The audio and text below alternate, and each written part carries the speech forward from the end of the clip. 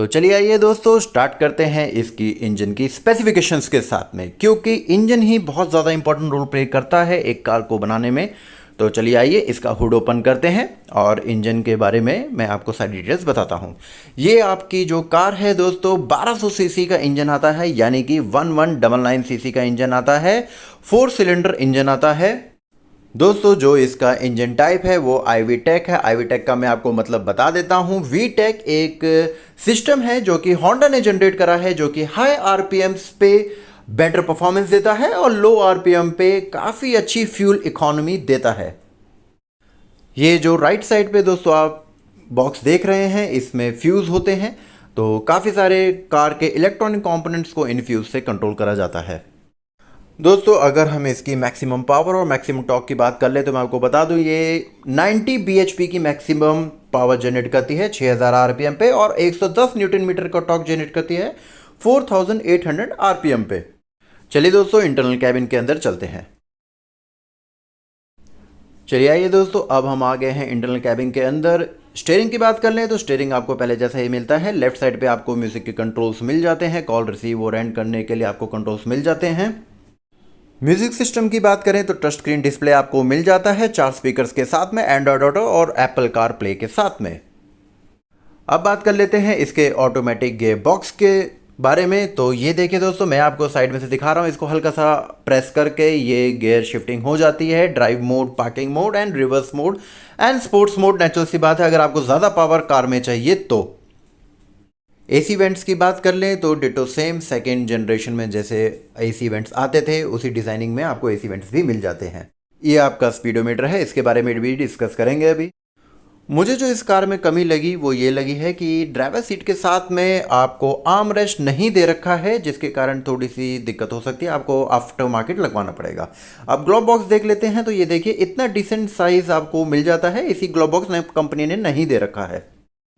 अब आ जाते हैं अपने स्पीडोमीटर के ऊपर। तो ये देखिए लेफ्ट साइड पे आपको RPM का मीटर दे रखा है, राइट साइड पे आपको स्पीड का मीटर दे रखा है, उसके भी राइट साइड पे आपको नॉब दे रखा है, जिससे आप वहाँ की जो इन्फॉर्मेशन डिस्प्ले होता है उसको आप ऑल्टर कर सकते हैं। ये देखिए जो आपका नॉब है, यहाँ से आपको प्रेस करके आप इसका ट्रिप मीटर ऑल्टर कर सकते हैं। अब AC की बात करते हैं। AC फुली क्लाइमेट कंट्रोल दे रखा है, यहाँ से ऑन होता है, यहाँ से फ्रंट डिफॉगर है, यहाँ से रेयर डिफॉगर है, यहाँ से आपका मैक्सिमम कूल करने के लिए, यहाँ से आउटफ्लो इनफ्लो कंट्रोल करने के लिए, और ये ऑन ऑफ करने के लिए है बटन। ये आपका हॉट और कूल को कंट्रोल करने के लिए, यहाँ आपका एयर फ्लो कंट्रोल करने के लिए। चलिए आइए अब इसकी साइड प्रोफाइल मॉनिटर कर लेते हैं। साइड प्रोफाइल की बात करूं तो आपको बॉडी कलर डोर हैंडल्स तो नहीं मिलते हैं, बट ये सिल्वर कलर्ड में आपको डोर हैंडल्स मिल जाते हैं, जो कि वाकई ही काफ़ी सुंदर लगते हैं। फ्रंट में आपको जो सेंसर्स भी मिल जाते हैं, क्योंकि ऑटोमेटिक वेरिएंट है उसके हिसाब से।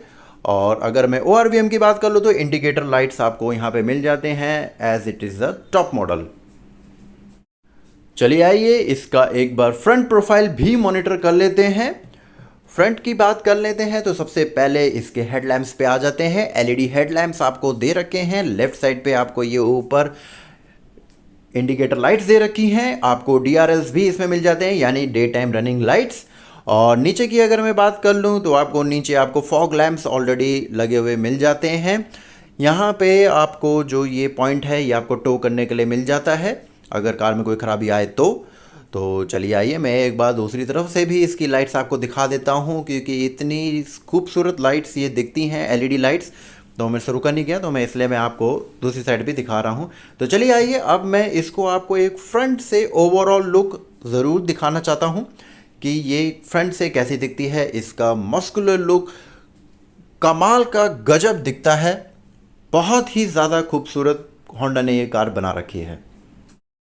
अब बारी आती है दोस्तों इसके बैक प्रोफाइल को मॉनिटर करने की। तो चलिए आइए बैक प्रोफाइल मॉनिटर करते हैं। ये देखिए आपको पीछे से काफ़ी कार खूबसूरत दिखती है।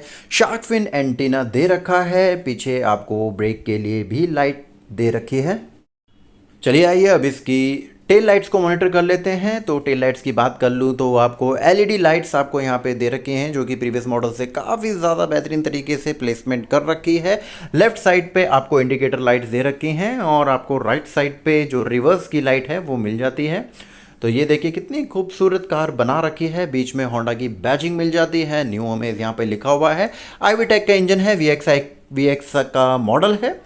और ये देखिए आपको मैं अगर इसके नीचे से एक बार दिखाऊं तो ये देखिए आपको सिल्वर की यहाँ पे लाइनिंग मिल जाती है। और जो आपका एग्जॉस्ट पाइप है, मैं आपको एग्जॉस्ट पाइप भी दिखा देता हूँ, इसमें कुछ अलग करा गया है, यानी कि यहाँ पे क्रोम की आउटलाइनिंग आपके एग्जॉस्ट पाइप में भी दी गई है। तो ये देखिए ये कुछ एग्जॉस्ट पाइप इस तरीके का दिखता है। चलिए आइए अब इसके साइड में से मैं आपको इसके टायर के बारे में भी डिटेल बता देता हूँ। तो जो आपको इस कार में टायर्स मिलते हैं वो कंप्लीट अलॉय व्हील्स मिलते हैं, जिसका डायमेंशन है 175/65 R15 यानी 15 इंचेस के आपको टायर्स यहाँ पे मिल जाते हैं।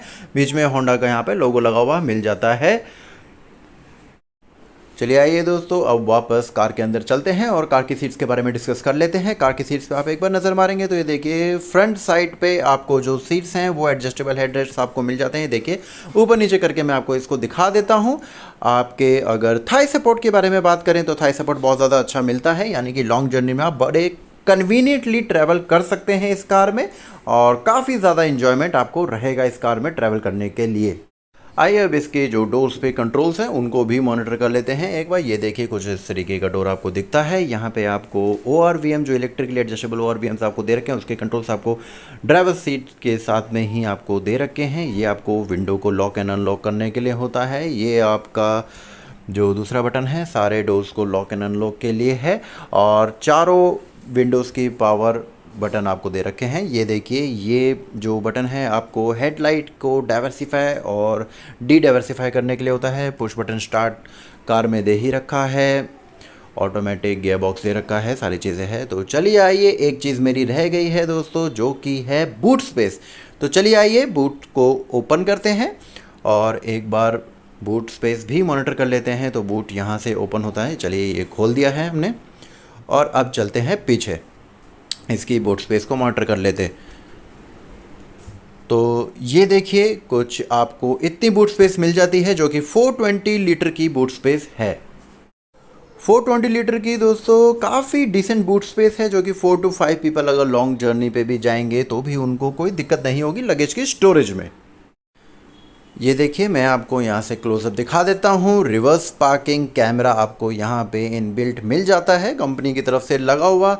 आपको सेंसर्स की मैं बात करूं तो 1, 2 और 3 और ये 4 सेंसर्स आपको कंपनी की तरफ से मिल जाते हैं।